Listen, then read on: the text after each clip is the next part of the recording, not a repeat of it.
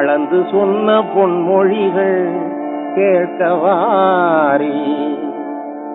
பாவிகளுக்காக பாடுபட்ட பரம பிதாவின் கட்டளை 10 பெரும் பரந்த உலகத்தை சிறப்புடன் வாழ வைத்திடும் ஞான முத்து பேசும் மனித வாழ்க்கையின் சொத்து.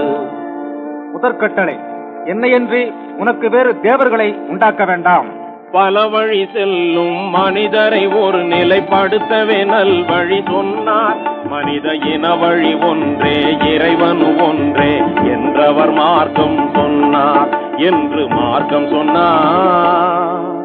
இரண்டாம் கட்டளை, மேலே வானத்திலேயும் கீழே பூமியிலேயும் பூமியின் கீழ் தண்ணீரிலேயும் உண்டாயிருக்கிற அவைகளுக்கொப்பான ஒரு சுரூபத்தையானாலும் யாதொரு விக்கிரகத்தையானாலும் நீ உனக்கு உண்டாக்க வேண்டாம்.